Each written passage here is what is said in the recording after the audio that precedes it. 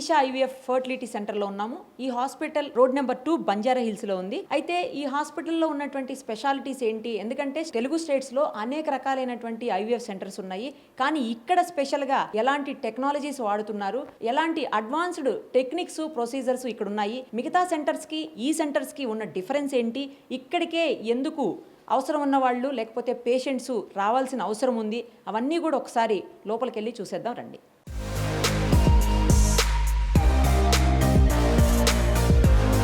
Front office ఇన్ఛార్జా అండి మీరు? Yes ma'am, నా పేరు సృజన. ఓకే. రోజుకి ఎన్ని కాల్స్ రిసీవ్ చేస్తుంటారండి మీరు? కాల్స్ వచ్చేసి ma'am like 30 to 35 calls receive చేస్తాము, including landline and mobile also 2 calls. యాక్చువల్గా మీకు కాల్ చేసే వాళ్ళందరూ అంటే నెట్లో చూసి సెర్చ్ చేసి చేస్తున్నారు, లేకపోతే మౌత్ పబ్లిసిటీ ఉంటుంది కదా, అంటే బయటకు వచ్చి ఇక్కడ చూయించుకున్న వాళ్ళు, లేకపోతే ఇక్కడ మిమ్మల్ని కన్సల్ట్ చేసి బయటకు వచ్చి చెప్పే మౌత్ పబ్లిసిటీ ఉంటుంది కదా, అట్లా ఎక్కువ వస్తారా? అంటే మ్యామ్ మోస్ట్లీ మాకైతే పేషెంట్ రెఫరల్స్ అంటే మౌత్ పబ్లిసిటీ ఉంటుంది, అండ్ ఆన్లైన్ కూడా వస్తాయి కాల్స్. బట్ ఎక్కువ అంటే పేషెంట్స్ త్రూ మాకు వచ్చే పేషెంట్స్ ఉన్నారనమాట. సో మౌత్ పబ్లిసిటీ అనేది ఎక్కువ ఉంటుంది మాకు.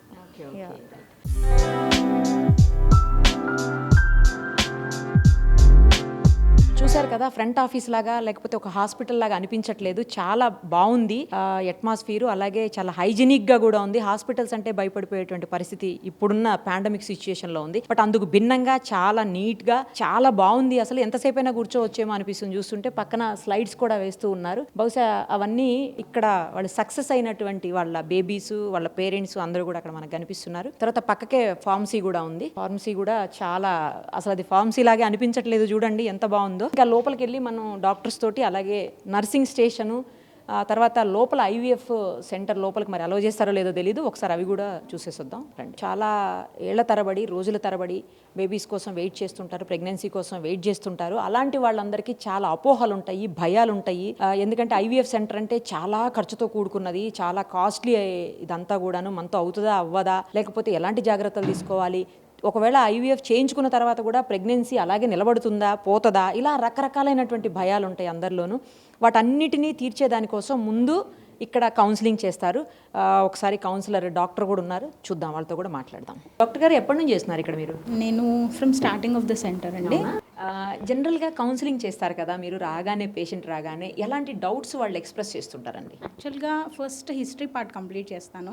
ఆ తర్వాత మేడం వెళ్ళిన తర్వాత ఎలా ట్రీట్మెంట్ అంటే పేషెంట్ అనుకుంటుంటారు లైక్ ఐవీఎఫ్ సెంటర్కి రాగానే మేడం ఫస్టే ఐవీఎఫ్ చెప్పేస్తారు అని. సో అలా కాకుండా ఫస్ట్ మేడం వాళ్ళ ప్రీవియస్ హిస్టరీ ఏంటి, ఎలా ఉంది, నేను హిస్టరీ పార్ట్ కంప్లీట్ చేశాక చూసి ఆ తర్వాత నెక్స్ట్ ఏం ట్రీట్మెంట్ అడ్వైస్ చేస్తారు అనే దాన్ని బట్టి నేను ఎలా ఉంటుంది, స్టెప్ వైజ్ ఎలా వెళ్ళాలి, లైక్ పేషెంట్కి ఇన్ నుంచి కంప్లీట్ ఎవ్రీథింగ్ మా సెంటర్లోనే ఉంటుంది కాబట్టి సో ఎవ్రీథింగ్ డీల్ చేసి ఆ తర్వాత ఫినాన్షియల్, నెక్స్ట్ పార్ట్ ఫినాన్షియల్, ఎంత భయం ఉంటుంది లైక్ ఈ ట్రీట్మెంట్ చెప్పేశారు ఎంత కాస్ట్ అవ్వచ్చు అన్నది పేషెంట్ క్వశ్చన్ మార్క్గా. సో అది కూడా కాకుండా ఫైనాన్షియల్గా కూడా ఎంత కాస్ట్ అవుతుంది, లైక్ టిల్ 3 to 4 months వరకు మనం ఇక్కడ ట్రీట్ చేస్తాము, ఆ తర్వాత డాక్టర్ దగ్గరికి రిఫర్ చేస్తాము, 9 months ట్రీట్మెంట్ ఇలా తీసుకుంటారు అనేది ఎలాంటి లైక్ వాళ్ళకి ఎలాంటి కన్ఫ్యూజన్ లేకుండా ఎవ్రీథింగ్ మ్యాక్సిమం నేను క్లారిఫై చేయడానికి ట్రై చేస్తాను. సో భయాలన్నింటినీ క్లారిఫై చేస్తారు. Maximum I try. వాళ్ళకి చాలా డౌట్స్ ఉండి సైకాలజికల్గా అలాంటప్పుడు మన దగ్గర సైకాలజిస్ట్ ఉన్నారు, తన దగ్గరికి నా తర్వాత నెక్స్ట్ తన దగ్గరికి పంపిస్తాను. సో తను నెక్స్ట్ కేస్ తను డీల్ చేసుకుంటుంది. సో ఇన్ కేస్ వాళ్ళు ఐవీఎఫ్కి వెళ్ళాలి అనుకుంటే కూడా చాలా అడ్వాన్స్ టెక్నాలజీస్ లైక్ మ్యాక్స్ అని, డిఎఫ్ఐ, ఎరా అని, రికరెంట్ ఐవీఎఫ్ ఫెయిల్యూర్స్లో ఎరా అడ్వైస్ చేయడము, లో పీజీటీ, పీజీఎస్, జెనెటిక్ స్క్రీనింగ్స్ కానీ, ప్రీ ఇంప్లాంటేషన్ టెస్టింగ్స్ ఇవన్నీ ఉంటుంటాయి ఐయుఐలో కూడా.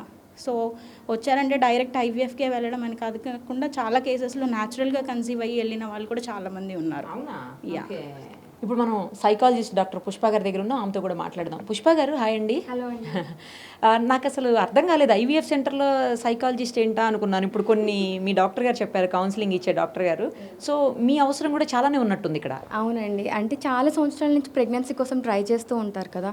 ఫ్యామిలీ ప్రెషర్స్ ఉంటాయి, సోషల్ ప్రెషర్స్ ఉంటాయి, అందరూ ప్రెగ్నెన్సీ ఎప్పుడు వస్తుందని క్వశ్చన్ అడుగుతూ ఉంటారు. సో వాళ్ళకి స్ట్రెస్ లెవెల్స్ పెరుగుతాయి.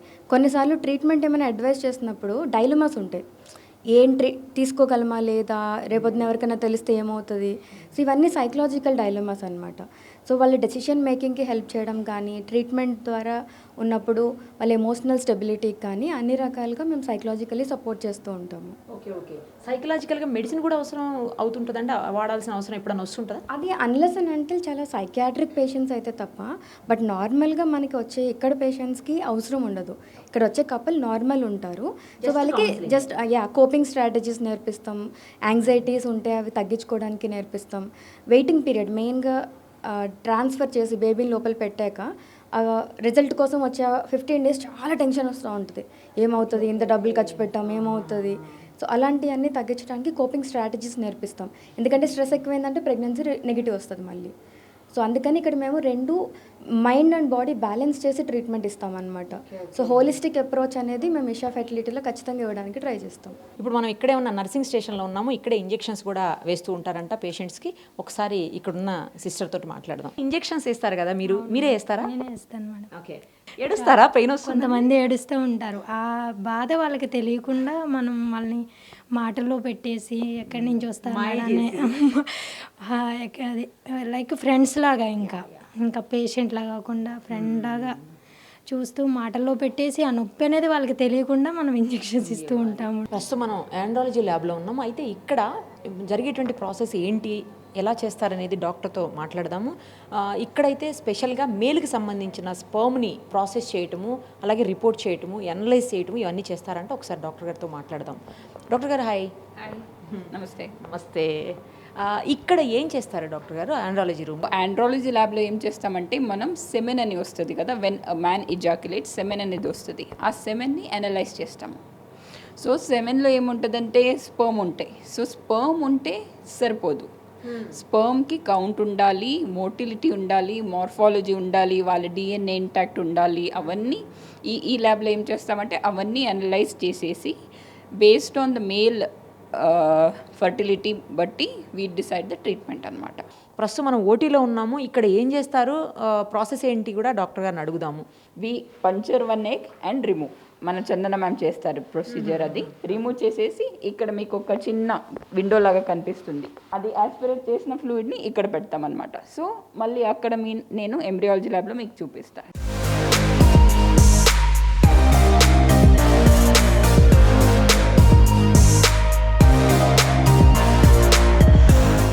ఈవెన్ లోపలికి రావాలన్నా కూడా ఇప్పుడు నేను కనిపిస్తున్నటువంటి ఇక్కడ నేను చూపిస్తున్నటువంటి హ్యాండ్ వాష్ ఏదైతే ఉందో అది ఇందులో ఏమి కెమికల్స్ లేనటువంటి సాఫ్ట్ హ్యాండ్ వాష్. దీంతో ఫుల్గా హ్యాండ్ వాష్ చేసుకున్నాక ఇదిగోండి ఇలాంటి డ్రెస్ వేసి మాకు లోపలికి పంపించారు. అసలు ఎట్టి పరిస్థితుల్లోనూ ఏ చిన్న ప్రాబ్లం కూడా ఇక్కడ జరగకుండా ఉండేదానికోసం చాలా కేర్ తీసుకుంటున్నారు. లోపల అంతా ల్యాబ్ అంతా కూడా చాలా అస్సలు ఎంత హైజెనిక్గా ఉందో. ఇక్కడే మొత్తం ప్రాసెస్ అంతా జరిగేది. ఐవీఎఫ్ ప్రొసీజర్కి ముందు జరిగే ప్రాసెస్ ఏదైతే ఉంటుందో అదంతా ఇక్కడనే జరుగుతుంది. డాక్టర్ గారు ప్లీజ్ ఎక్స్ప్లెయిన్ చేయండి. సో ఇది ఆ కనెక్టింగ్ హ్యాచెట్ అనమాట. Okay okay. సో ఒక్కసారి ఒక ఎగ్ని పంచర్ చేసి దాన్ని లిక్విడ్ చేసి అక్కడ పెడతారు ఓటీ వాళ్ళు. అక్కడ మేమేం చేస్తామంటే ఇక్కడ కూర్చొని దాన్ని స్కాన్ చేస్తామన్నమాట. సో అప్పుడు మనకి మంచిగా ఎగ్ కనిపిస్తుంది. ఓకే. సో ఆ ఎగ్ని కొన్ని ఎగ్స్ ఇంకా మెచ్యూర్ అవ్వడానికి 2-3 hours పడుతుంది. సో అప్పుడు మేము ఏం చేస్తామనేస్తే ఇక్కడ ఇంక్యుబేటర్ ఉంది.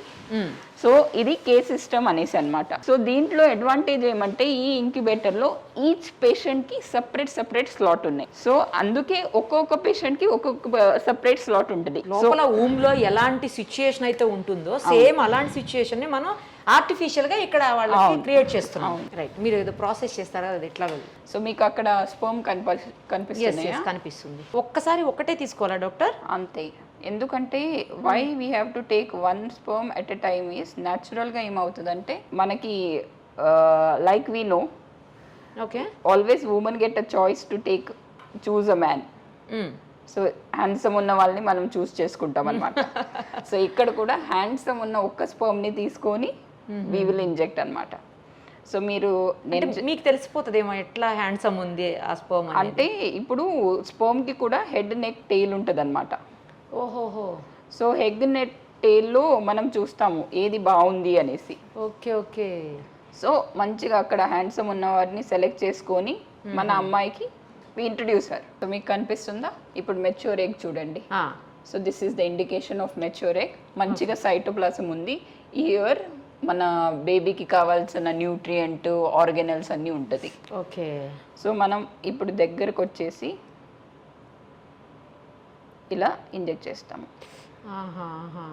ఓకే. ఇలా ఇంజెక్ట్ చేసి వదిలేస్తాము. రైట్ డాక్టర్ గారు, థ్యాంక్ యూ, చాలా బాగా ఎక్స్ప్లెయిన్ చేశారు ప్రొసీజర్ మొత్తాన్ని. Thank you so much. Thank you. Isha IVF centre founder doctor Chandana garu ప్రస్తుతం మనతో ఉన్నారు, ఆమెతో మాట్లాడదాం. నమస్తే డాక్టర్ గారు. నమస్తే అండి. నేను ఇప్పుడు మొత్తం మీ హాస్పిటల్ అంతా చూశాను డాక్టర్ గారు. ఫైనల్గా మీ దగ్గరికి వచ్చాము. ఒక పేషెంట్ వస్తే వాళ్ళు డాక్టర్ని హాస్పిటల్ని చూడగానే సగం జబ్బు తగ్గిపోయింది లేదా మన ప్రాబ్లం సగం సాల్వ్ అయిపోయింది అని ఫీల్ అవ్వాలంట. మీ దగ్గరకు వస్తే ఖచ్చితంగా అలాగే ఫీల్ అవుతారు. నిజంగా గ్రేట్ డాక్టర్ గారు. ఇప్పుడున్న పాండమిక్ సిచ్యుయేషన్లో ఇంత హైజీనిక్గా చేయటం అంటే అంత సాధ్యం కాదు, బట్ చాలా బాగా చేస్తున్నారు మీరు. Really great. ఇప్పుడు ఐవీఎఫ్ సెంటర్స్ అనేవి చాలానే ఉన్నాయి, నాకు తెలిసినంత వరకు 100 సెంటర్స్ ఉన్నాయి. అక్కడికి ఇక్కడికి ఏంటి డిఫరెన్స్ అంటే, ఎందుకు మీ దగ్గరికి రావాలి పేషెంట్ అంటే మీరు ఏం చెప్తారు? ఐ థింక్ ఒక రీజన్ కాదండి, ఐ థింక్ కొన్ని రీజన్స్ అని చెప్పుకోవచ్చు. ఒకటి మోస్ట్ ఇంపార్టెంట్ అనేది ఎథిక్స్ అండ్ ట్రాన్స్పరెన్సీ. ఇప్పుడు ఫర్టిలిటీ సెంటర్ అంటేనే చాలా మంది దేనికి హెసిటేట్ చేస్తారు అంటే, అసలు అక్కడ వెళ్ళాక మనకి ఎథికల్గా ట్రీట్మెంట్ జరుగుతుందా, అసలు మన గైమెట్స్తోనే ట్రీట్మెంట్ జరుగుతుందా, అసలు మనకు అసలు లోపల ఏమవుతుంది అనేది వాళ్ళు ట్రూత్ఫుల్గా ఉంటారా అనేది వెరీ కామన్లీ వచ్చిన డౌట్స్. ఎథిక్స్ అంటే వాళ్ళకి ట్రీట్మెంట్లో ఎవ్రీ స్టేజ్లో ఇన్వాల్వ్ చేస్తూ అసలు ఏ ట్రీట్మెంట్ చేస్తున్నాము, సో ఆ ట్రీట్మెంట్ వలన వాళ్ళకి ఎంత సక్సెస్ రేట్ ఉంటుంది. సో మనము ఇప్పుడు ఫాల్స్ ప్రామిసెస్ ఇస్తూ ఏ ట్రీట్మెంట్ చేస్తున్నా మీకు 100% వచ్చేస్తుంది అట్లా చెప్పలేము. పర్సంటేజ్తో చెప్తూ వెళ్తాం, మీ కండిషన్ ఇది, ఈ ట్రీట్మెంట్ చేయించుకుంటే మీకు ఇంత రిజల్ట్ ఉంటుంది, దీనికంటే వేరే ట్రీట్మెంట్స్ కూడా ఉన్నాయి, వాటికి ఇలా సక్సెస్ రేట్ ఉంటుంది, అసలు మీకు ఎందుకు ఈ ట్రీట్మెంట్ చేయించుకోవాలి, అది వాళ్ళకి ఫస్ట్ క్లియర్ కట్ కౌన్సిలింగ్ జరుగుతుంది. ప్లస్ ట్రీట్మెంట్స్ ప్రతి స్టెప్లో కూడా హస్బెండ్ అండ్ వైఫ్ని ఇన్వాల్వ్ చేయడం చాలా ఇంపార్టెంట్. దాన్ని కపుల్ కౌన్సిలింగ్ అంటారు. సో ప్రాబ్లం వైఫ్లో ఉండొచ్చు, హస్బెండ్లో ఉండొచ్చు. సో చూస్తూ మనము వాళ్ళకి టెస్ట్లు చేస్తూ ట్రీట్మెంట్ చేసేటప్పుడు కూడా ఇద్దరిని ప్రతి స్టేజ్లో ఇన్వాల్వ్ చేస్తూ పోతాం. అది కాకుండా ట్రాన్స్పరెన్సీ అన్నది మనము ట్రీట్మెంట్లోను తర్వాత వాళ్ళకి చేశాక వాళ్ళకి వచ్చిన రిజల్ట్స్లోను ఏ విధంగా చేస్తే వాళ్ళకి బెటర్ ఉంటుంది అనేది క్లియర్ కట్ కౌన్సిలింగ్ అవుతుంది. ఎవరైతే మ్యారేజ్ అయిపోయి లేకపోతే కాకుండా ఉన్నవాడు కానీ ఎక్కువగా కెరియర్ మీద దృష్టి పెట్టేసి తర్వాత పిల్లల్ని ప్లాన్ చేసుకుందాం అనేవాళ్ళు, లేకపోతే మ్యారేజే లేట్గా అయ్యేవాళ్ళు, అలాంటి వాళ్ళు ఎగ్స్ని, స్పర్మ్ని లేకపోతే సెమన్ని వీటన్నిటిని కూడా ప్రిజర్వ్ చేసే అవకాశాలు కూడా మీ దగ్గర ఉన్నాయి అని విన్నాను. ఇది చాలా లేటెస్ట్ టెక్నాలజీ నాకు తెలిసినంత వరకు. కరెక్ట్, దాన్ని ఫర్టిలిటీ ప్రిజర్వేషన్ అంటాం. ఓకే, అది మీరు అన్నట్లు సెమన్ ప్రిజర్వేషన్ కావచ్చు ఆర్ ఎగ్స్ ప్రిజర్వేషన్ కావచ్చు. సో మీరు అన్న రీజన్స్ సోషల్ రీజన్స్ కిందకు వస్తాయి. అంటే లైక్ పీపుల్ మనము కెరియర్ గురించి కానీ ఆర్ మ్యారేజ్ అయ్యాక కూడా కొన్ని ఇయర్స్ వద్దనుకున్న వాళ్ళు ఎగ్స్ ప్రిజర్వ్ చేసుకుంటారు, సేమ్ విత్ ద హస్బెండ్ కూడా. అది కాకుండా కొన్నిసార్లు మెడికల్ రీజన్స్ కూడా ఇది చేస్తాం మేము. ఇప్పుడు లైక్ క్యాన్సర్ పేషెంట్స్ వాళ్ళు ట్రీట్మెంట్కి వెళ్ళేక ముందు, ఎందుకంటే క్యాన్సర్ ట్రీట్మెంట్స్ వలన ఇప్పుడు యంగ్ ఫీమేల్స్ కానీ యంగ్ మేల్స్లో కానీ వాళ్ళ సెమన్ కానీ ఎగ్స్ కానీ తక్కువ అయిపోవచ్చు. సో అలాంటప్పుడు వాళ్ళు క్యాన్సర్ సర్వైవ్ అయ్యాక వాళ్ళు న్యాచురల్గా ప్రెగ్నెన్సీ రావాలంటే కష్టపడే ఛాన్సెస్ ఉన్నాయి. అందుకని వాళ్ళు ముందు జాగ్రత్తకి ప్రొఫైలాక్టిక్ కోసం మన దగ్గర ఎగ్స్ ప్రిజర్వ్ చేసుకున్న వాళ్ళు ఉన్నారు, అలానే సెమన్ ప్రిజర్వ్ చేసుకున్న వాళ్ళు కూడా ఉన్నారు. ఓకే, నేను కొంతమంది పేషెంట్స్తో మాట్లాడాను, వాళ్ళు అంటే కెమెరా ముందుకు రావడానికి ఇష్టపడలేదు కానీ బట్ వాళ్ళు చెప్పిన దాంట్లో ఏంటంటే సక్సెస్ రేట్లో మీది బాగుంది అని చెప్తున్నారు వాళ్ళు. అంత సక్సెస్ రేటు ఆల్మోస్ట్ 60 to 70, కొన్ని చోట్ల అయితే కొన్నిసార్లు అయితే 80% వరకు కూడా మీరు సక్సెస్ అయ్యారని చెప్తున్నారు. అలా అంటే దీనికి రీజన్ ఏమన్నా ఉంటుందా? అంటే ఒకటి నేను ఎక్స్ప్లెయిన్ చేసినట్లు మనము కరెక్ట్ ప్రాబ్లంకి తగిన సొల్యూషన్ ఇస్తాం. అంటే అందరికీ ఒకటే రకమైన ట్రీట్మెంట్, ఒకే రకమైన ప్రోటోకాల్ కాకుండా అసలు వాళ్ళకి ఏంటి ప్రాబ్లమ్, దానికి ఏ ట్రీట్మెంట్తో మాక్సిమం సక్సెస్ ఇవ్వచ్చు అన్నది మనము వాళ్ళ టైం వేస్ట్ చేయకుండా కరెక్ట్ కౌన్సిలింగ్ చేసి అదే ట్రీట్మెంట్ చేస్తాం అన్నమాట. అది కాకుండా అగైన్ నేను చెప్పినట్లు ఇప్పుడు we use mainly UK based protocols వాడతాను, ఎందుకంటే I am trained mainly from Chelsea and Westminster Hospital UK. So అక్కడ వాడిన ప్రోటోకాల్స్తో అండ్ ఇప్పుడు నేను చెప్పినట్లు మన స్టాఫ్ ఎంబ్రియాలజిస్ట్ వీళ్ళందరూ కూడా they have very good experience in it. ఐవీఎఫ్లో మా రోల్ ఎంత ఉంటుందో ల్యాబ్లో జరిగేది కూడా అంతే ఇంపార్టెంట్. ఓకే, ఈ అన్ని ఫ్యాక్టర్స్ వలన ఐ థింక్ సక్సెస్ రేట్ అనేది మేము బాగానే మెయింటైన్ చేస్తున్నాం. ఈ ట్రీట్మెంట్స్ బాగా కాస్ట్లీయా డాక్టర్ గారు? నేను అన్నట్లు ఇప్పుడు మన ప్రాబ్లంకి తగిన ట్రీట్మెంట్ మేము సజెస్ట్ చేస్తాం. ఇప్పుడు ఎవరికైతే న్యాచురల్ ప్రెగ్నెన్సీ ఛాన్సెస్ ఉన్నాయో వాళ్ళకి జస్ట్ మినిమల్ మెడికేషన్స్తో వాళ్ళకి కరెక్ట్ ఫర్టిలిటీ అడ్వైస్ ఇస్తూ కూడా ట్రై చేయమన్న వాళ్ళు ఉన్నారు. యా, ఇందాక మీ డాక్టర్ గారు అదే చెప్పారు నాకు. అందరికీ ఐవీఎఫ్ చేయాల్సిన అవసరం Correct, రాకపోవచ్చు. correct. Yeah. కొంతమంది నార్మల్ గా కూడా ప్రెగ్నెన్సీ తోటి అయిపోతారు. కన్సీవ్ No అయ్యి time. మంచిగా Yeah, yeah. బేబీ జస్ట్ మనం ఆ ప్రాపర్ కౌన్సిలింగ్ వాళ్ళకి కాన్ఫిడెన్స్ ఇవ్వడం చాలా ఇంపార్టెంట్. ఇప్పుడు ఇద్దరికి వైఫ్ కి హస్బెండ్ కి ఇద్దరికి ప్రాబ్లం ఉంది అనుకోండి, ఈమెకి ఎగ్స్ ప్రాబ్లమ్, ఆయనకి స్పర్మ్ ప్రాబ్లమ్ ఉంది అనుకోండి, yeah. అలాంటప్పుడు డోనర్ తో ట్రై చేసే ఛాన్సెస్ కూడా మన దగ్గర ఉంటాయా? సో ఉంటాయి, కానీ అది వాళ్ళకి కౌన్సిలింగ్ చేసి వాళ్ళు ప్రిఫర్ చేస్తే. ఇప్పుడు ప్రాబ్లం అనేది ఎంత సివియర్గా ఉంది బట్టి కూడా మనం చెప్పొచ్చు. ఇప్పుడు హస్బెండ్ అండ్ వైఫ్కి ప్రాబ్లం ఉన్నా మనం ఐవీఎఫ్ ట్రీట్మెంట్లో సక్సెస్ ఇవ్వచ్చు. కానీ ఎవరైనా వాళ్ళిద్దరిలో సివియర్ ప్రాబ్లం ఉందనుకోండి, వాళ్ళకి ముందే ఇవి ఆప్షన్స్ అనేవి చెప్తాం. సో ఐవీఎఫ్లో కూడా because of me severe problem result తక్కువ రావచ్చు. సో ఏమైనా you want to go for donor అని చెప్తే వాళ్ళు అకార్డింగ్ టు దేర్ విష్ మనము డోనర్ ఎగ్ అని డోనర్ స్పర్మ్ కూడా వెళ్ళొచ్చు. రైట్ డాక్టర్ గారు, థ్యాంక్ యూ సో మచ్. చాలా డౌట్స్ని క్లియర్ చేశారు.